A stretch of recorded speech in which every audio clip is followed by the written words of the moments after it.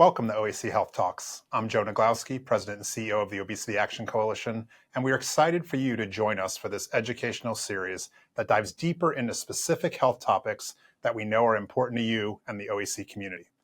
Health Talks are designed to empower you while providing straightforward, practical answers and insight from trusted experts. So let's dive into today's topic. Hi, I'm Dr. Katie Queen, and I am a general pediatrician and an obesity medicine specialist for children and adolescents. I live in Louisiana and I practice in both a rural pediatric clinic and take care of babies from birth till 20, and I also work in a pediatric obesity clinic in Baton Rouge, Louisiana for Our Lady of the Lake Children's Health. We have a full team. I'm going to share about that. But I was asked today to come and speak to you guys by the Obesity Action Coalition about what's new in childhood obesity. So we're going to jump right in. I do want to start, though, by taking a moment to say thank you to the OAC. I have gotten the pleasure to meet the CEO of the OAC a couple years back when I was just getting started in childhood obesity. And since then, I've done some collaborative efforts with them. I've also had the privilege to have a couple of my patients get a scholarship and go to the OAC conference and do the Thrive Together Adolescent Conference. And so I just want to say thank you for all that the OAC does as far as advocacy and education.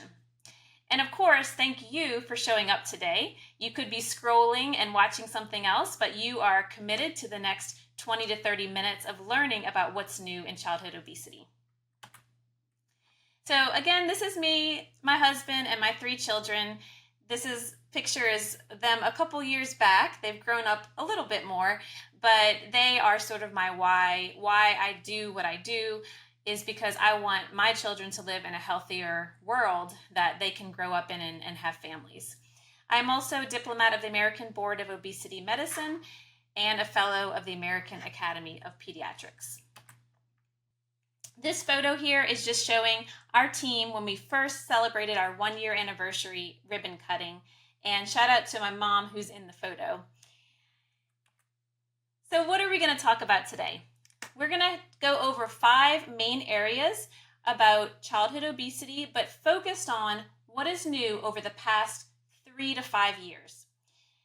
So number 1, we're going to talk about why it matters. What are the trends? That's going to be probably the most depressing part. But then we're going to talk about all of the exciting things that are coming. For example, early detection and genetics. We're going to talk about new medications that have come out in the past few years. We're going to talk about technology. And we're going to talk a little bit about the policy environment and what's happening at the national stage. So let's jump right in. So number 1 is why it matters now. Why are we even talking about this when there are lots of other issues that are happening for children? Well, if you haven't heard, it's because the rates continue to increase year by year by year. So for example, if you look at this slide, you can see in the 1980s, I was born 1983, childhood obesity wasn't very common. You can see that the percentage of children 2 to 19, which is that orangey yellow curve, was only about 10%. And then slowly over the years, it has increased, and our current average rate in the United States of childhood obesity is about 19.7%. So it is almost doubled since I have been alive. For adults, unfortunately, it's even worse. But today we're talking about the children. And unfortunately, obesity is not affecting all children equally. If you take a look at this graph, you can see that children who are Black or Hispanic race tend to have higher rates overall as compared to non-Hispanic or non-Black race. We also know that children with poverty are the most at risk. This graph shows you that children ages 10 to 17, if they are 0 to 99% of the federal poverty level, they have the highest risks.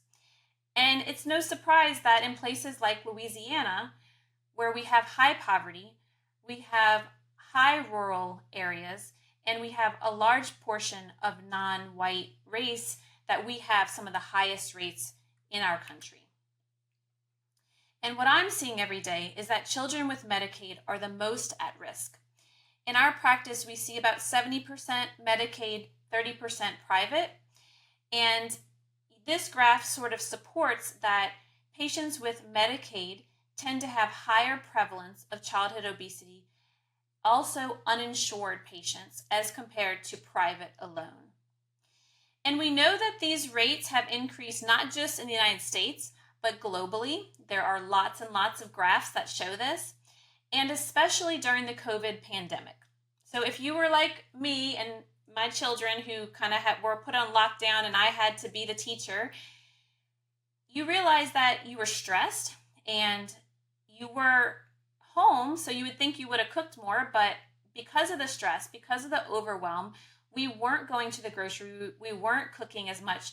Our kids were not as active as they used to be at school. And so the rates steadily increased over the pandemic. There's lots of reasons for that I won't go into, but it is a fact that the rates increased for children with obesity. And finally, those rates increased the worst for patients with racial and ethnic minorities. So did you know that September is Childhood Obesity Awareness Month? And that's partially why we're talking about this in the month of September.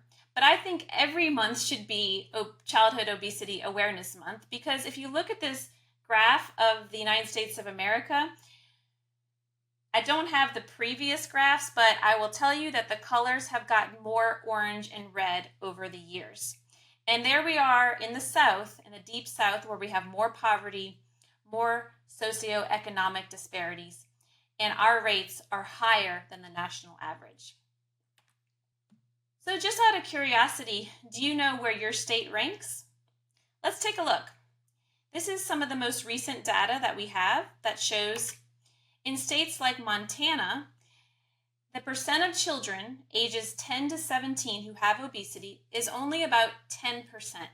Remember I showed you in the 1980s, that was where we had started several decades back. And then you got places like Arizona, also only 10.2%. Utah, 10.3%. So good job if you're in one of those states.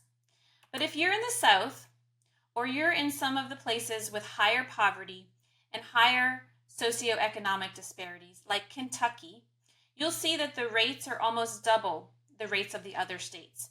23.8% of children ages 10 to 17 have obesity in Kentucky. In Mississippi, it's 22.3%, and in Louisiana, it's 22.2%. That's about 1 out of 5 children living with obesity in my state. So take a look at this and ask yourself, where does your state stand? And if you do, it may feel like you are standing there looking up and trying to figure out how in the world am I going to help all these children that are living with obesity. In Louisiana, I can tell you it is about 200,000 children who are living with obesity. How can I, a pediatrician, obesity expert, make a difference with all of those children who need care? Well, the good news is that you're going to learn about some of the new innovations and some of the new things that we have that can help children. So let's jump in about early detection and genetic treatments. Did you know that 40 to 75% of obesity is considered hereditary?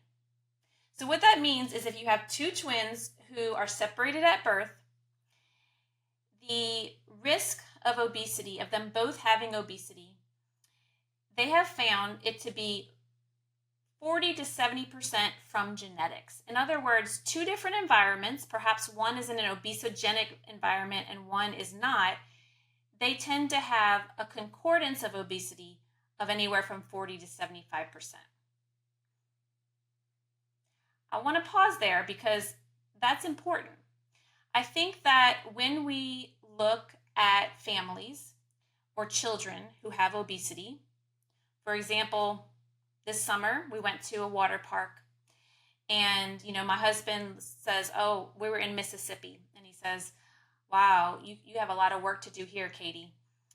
And I said, yes, but how much of that is hereditary? How much of that is genetic? And the truth is that we have to get away from thinking it's all environmental, because the truth is there's a lot more genetics when it comes to childhood obesity than people realize. There are monogenetic causes, there are polygenetic causes, and there's even epigenetic causes. So think about epigenetics as you're born with your DNA, which is sort of like, let's say, the music notes. And the epigenetics is sort of like the sharps and the flats, the things that bring life to the music. And things like your mom's maternal womb, diabetes, maternal smoking, things like exposure perhaps to environmental toxins can all sort of talk to your genetics and wake them up or wake up genes that normally would have lied dormant. So, if genetics plays a big part in childhood obesity, then how cool would it be if we could do genetic testing? And that is one of the newer things that we have started to have in pediatric obesity. Saliva testing is now available as an in-office test. It's a quick swab on the lower gum line, takes less than a minute. Any medical provider can order them. And what's even better is that there are companies who offer them for free. So for example, in our clinic, we offer the Prevention Genetics Uncovering Rare Obesity panel, and we do offer sometimes the Invitae Monogenetic Obesity panel, which does go through insurance and in many cases is covered. So if you're wondering, should I test my child? Or if you're a provider and you're thinking, should I be doing these genetic testing? The answer is yes.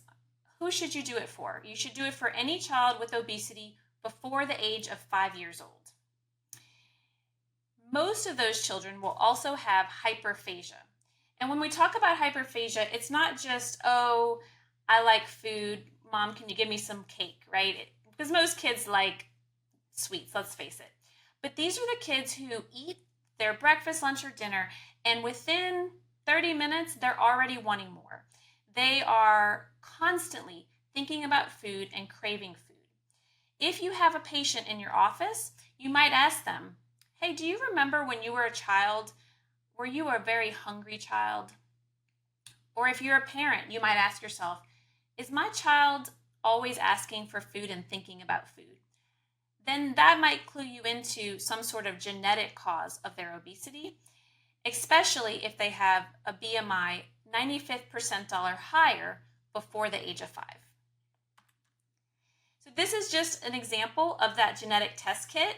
And like I said, it's free. Any provider can order it. You can even send home the box with the family and they can do it themselves. It comes with a free, I think, FedEx envelope to mail it off. So then you might say, okay, maybe I should get genetically tested, but why? And so one of the newest and sort of compelling reasons to get genetic testing in a child with obesity is because there is now an FDA-approved medication for 4 different genetic causes of obesity. And what's even cooler is that setmelanotide just got FDA approved down to the age of 2 years old. And when I say just, it was in the past 6 months or so. But that's amazing, right? We have the ability to potentially help our hypothalamus, which is a little area deep in our brain, help our hypothalamus to feel full when normally it's not feeling full. So for the sake of this talk and time, I'm not going to go into all the details, but these are 4 of the conditions that someone might pick up on a genetic test and that might offer you a new treatment option, such as setmelanotide. And then there's Prader-Willi syndrome. Prader-Willi syndrome will not typically show up on that saliva test. It does need to be tested for in blood. The patients you might consider testing for Prader-Willi are going to be the patients who had poor growth as an infant, hyperphagia, always wanting more bottles, and then possibly low muscle tone, maybe difficulty rolling, maybe difficulty sitting with some developmental delays. If you have a patient with Prader-Willi syndrome, there is a brand new medication that the FDA has approved down to the age of 4 years old. And it just was approved this year. So it's called diazoxide choline, or Vykat XR. The mechanism of action is through some potassium channels and appetite regulating neuropeptides, a little bit above my understanding. But the fact is we have a new treatment option, which is really reassuring for the families with Prader-Willi syndrome. So that was our talk about genetics and what's new in the genetic obesity world. So now we're going to move on to treatment advances in medications and in technology.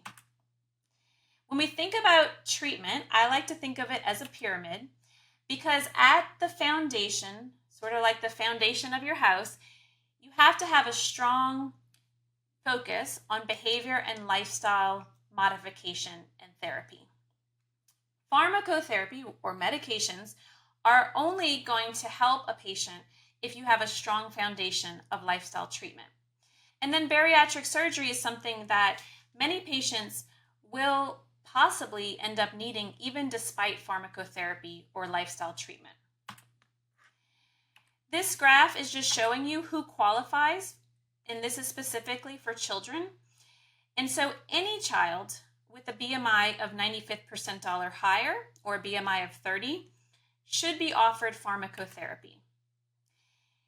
Even just a little bit of lifestyle therapy can help a patient with their self-esteem, their insulin sensitivity, and about 3 to 5% weight loss. As you move up the pyramid, pharmacotherapy can add on an additional 5 to 15% weight loss, in addition to perhaps reversing their prediabetes, their lipid abnormalities, hypertension, fatty liver, sleep apnea, PCOS, all the things that come from obesity.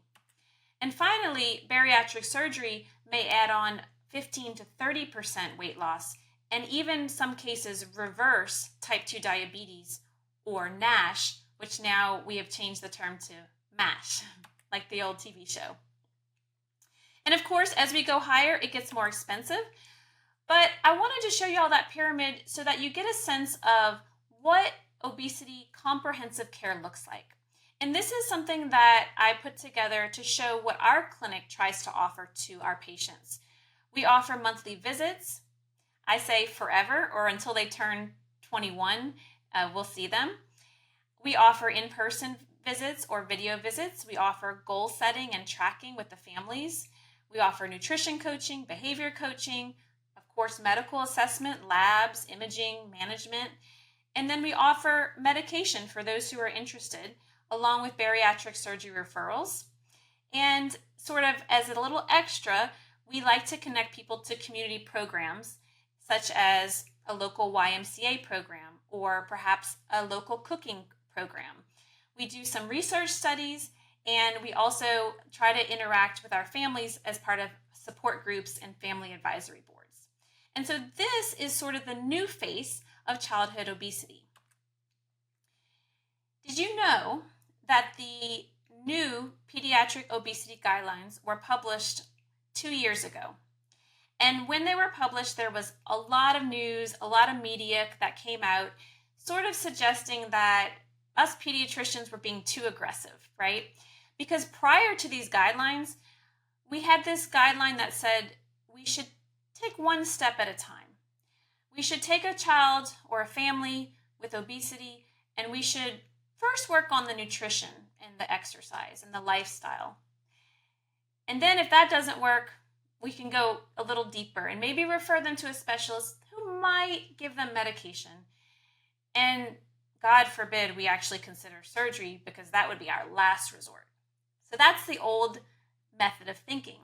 But what we found out from the science is that by doing that, we were delaying treatment for hundreds of thousands of children. We were waiting too long. The watchful waiting, it wasn't working. And so now the AAP, American Academy of Pediatrics, has come out with this bold but evidence-based clinical practice guideline. And here's what it said. we should follow the medical home and chronic care model.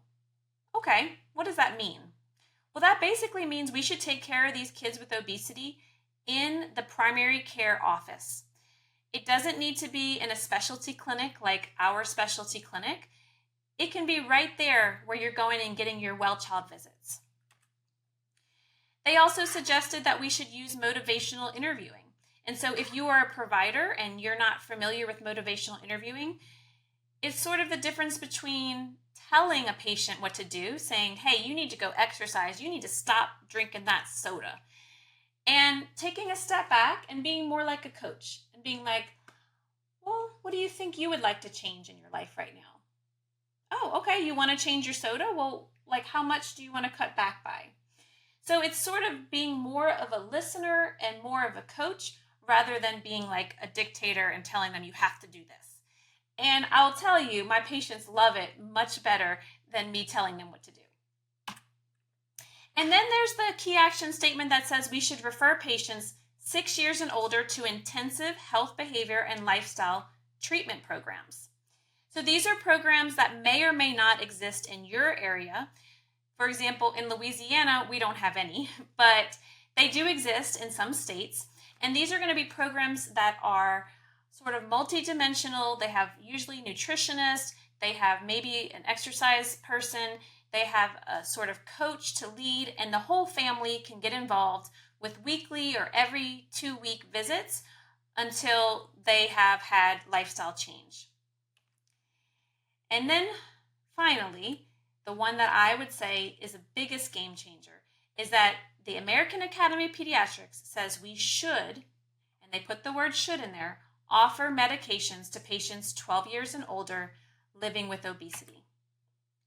And we should offer referrals for bariatric surgery for 13 years and older with severe obesity.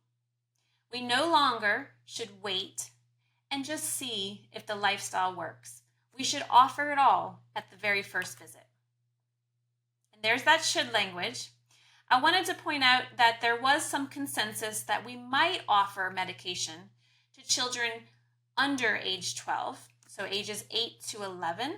And so in our clinic, we weigh the risk and the benefit, and we do have some patients under age 12 who are on medication because the benefit outweighs the risk. So now, if I haven't convinced you that medications are a really exciting and novel and very effective and evidence-based way to treat childhood obesity, well, I'm not sure I will be able to in this short lecture, but I will share with you what those FDA-approved pediatric obesity medications are. There are 5 of them, with orlistat being the oldest one, and I would say the one that probably is rarely ever used. And then there's liraglutide, which is a daily injectable. It's a GLP-1. I used to use that a lot more until the weekly injectable semaglutide came around. So there's semaglutide now. I remember the day I was sitting in my mother-in-law's house and they announced that semaglutide was FDA approved for 12 years and older. And I remember getting about 20 different text messages from all of my colleagues who treat obesity, because that was really a game changer that we could offer a GLP-1 to children, well, to adolescents, 12 years and older, and not have to give them a daily shot. So that weekly semaglutide was really, really important in the world of childhood obesity. And then there was phentermine topiramate in the past few years that got FDA approved. And that one recently went generic. And that one can be as low cost as $50 to $100 a month with a coupon. So again, we've got a range of options. We've got phentermine, which is also very economical, $10 to $40 a month, but only approved 17 and up. And so the purpose of me showing you this is that we have options. And what's crazy is that 5 years ago, we did not have these options.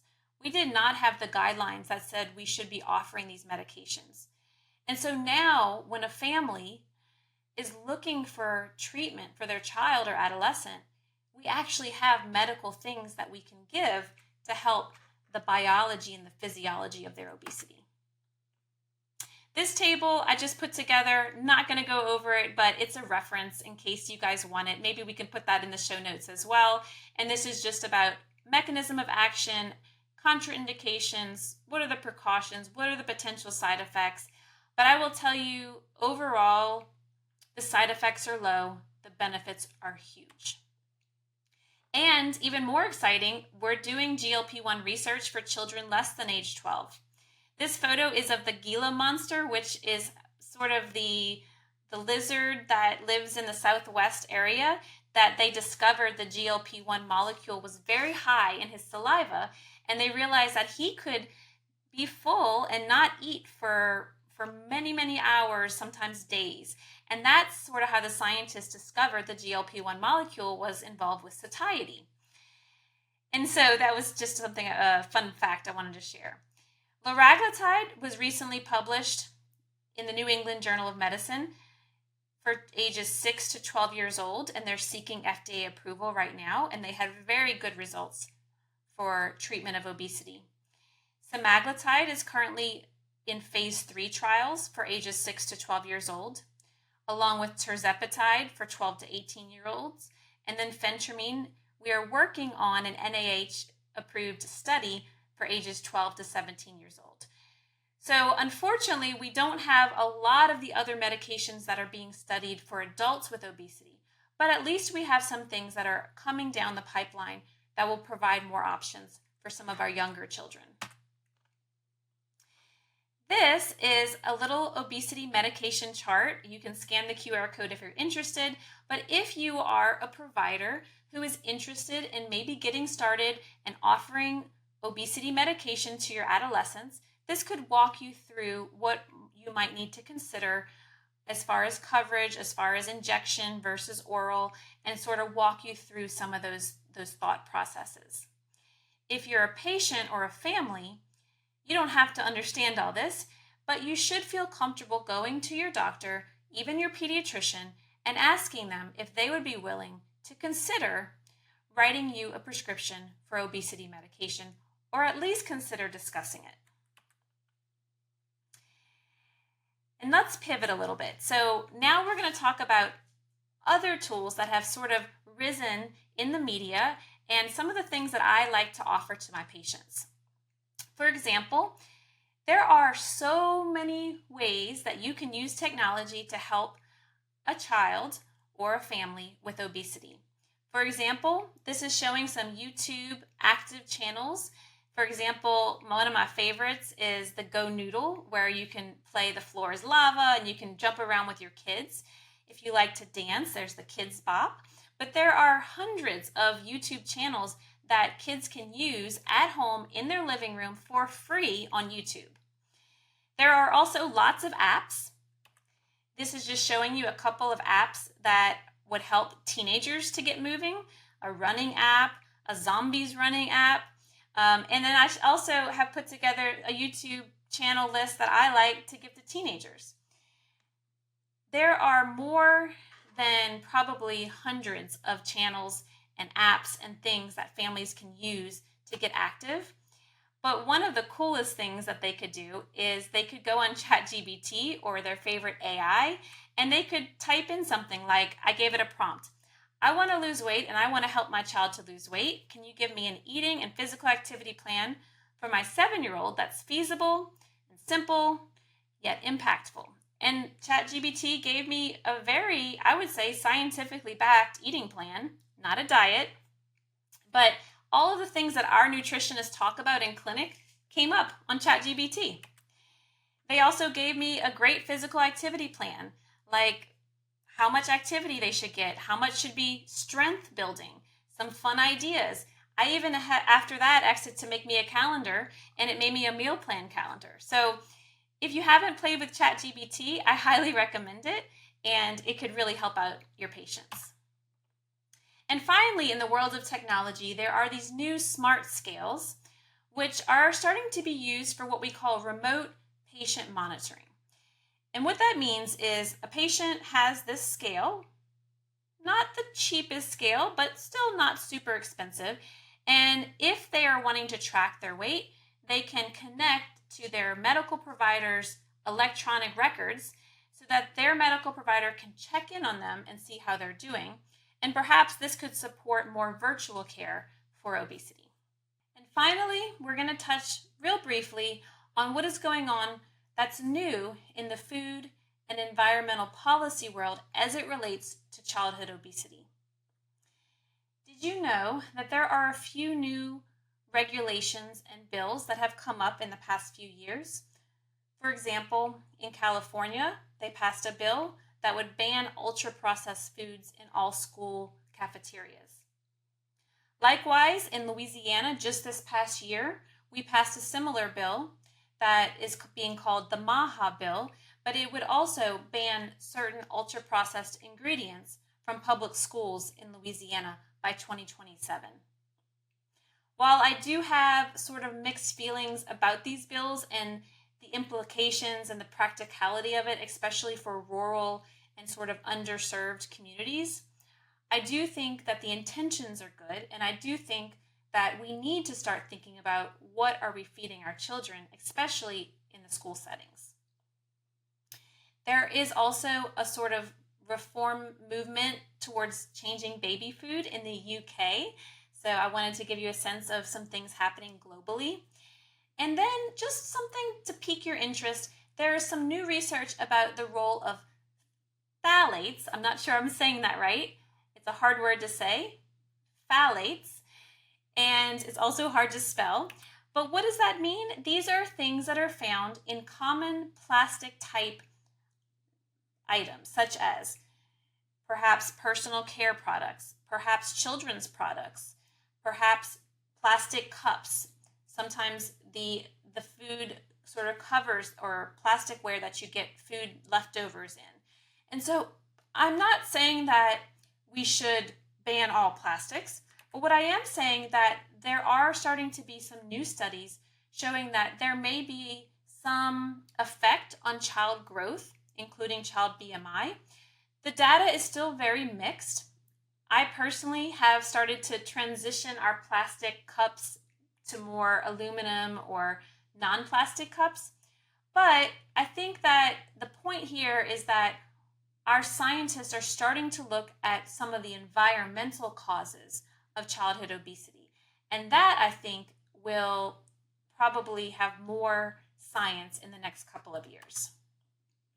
So, to conclude, our 3 key takeaways for families after listening to this talk is that you should consider asking your provider about genetic testing if your child or adolescent had obesity before the age of 5 years old. You should consider using some of this new technology like ChatGPT, YouTube, apps, and podcasts to assist you with lifestyle change. And you might want to ask your doctor about medication options for your child or adolescent with obesity. Where can you go to find more resources? Well, I highly recommend www.healthychildren.org, which is put together by the American Academy of Pediatrics, so you know it will have good science-backed evidence. You also might want to think about the Institute of Healthy Childhood Weight has a page on parent and patient resources. And then one of my favorites is myplate.gov, put together by the USDA. And there are tons of recipes, budget-friendly recipes, shopping lists, and there's even an app called Start Simple where you can basically start fixing your child's plate to be more balanced and more nutritious. If you are a medical provider, these are some 3 key takeaways for you. You might consider ordering some genetic test kits or at least referring to a geneticist for patients with obesity before the age of 5. You might consider using technology to assist your patients with lifestyle change, maybe even use ChatGPT to make a handout for them. And you also might, in the words of the AAP, should offer medication options when appropriate for adolescents 12 and up, and you might consider it in children 8 to 11. Where can you go for more information? Again, you can go to the Institute for Healthy Childhood Weight, which is put together by my colleagues and my friends with the AAP. You also may look at the Childhood Obesity Toolkit that my own home state has put together with Pennington Biomedical Research Center and LSU. It's called the Grow Healthy Toolkit. It's for primary care providers, family practice providers, anybody who just kind of wants to get started. And then finally, the American Academy of Pediatrics has a Project Echo that I was a part of for the past 3 years.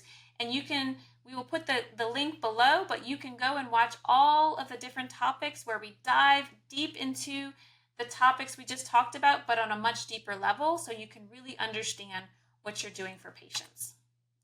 And that's all I've got for you. If you have questions or comments, you can put it in the comments below if they're open and on. You can also email me. I'm happy to share some of the free tools, such as a billing and coding guide that I've put together, my intake forms for clinic, some patient handouts, things like that if you want to scan the QR code. And if you're in Louisiana, shout out to Louisiana folks. You can join the Louisiana Obesity Society. Thank you guys for showing up today. And more importantly, thank you for making children a priority in your life. If you found today's Health Talk valuable, we invite you to help us continue providing trusted, science-based education about obesity and health. As we celebrate 20 years of education, advocacy, and support, your generosity helps ensure that we can reach even more people. Visit obesityaction.org/donate to contribute today. Your generosity fuels our mission. Thank you for making a difference.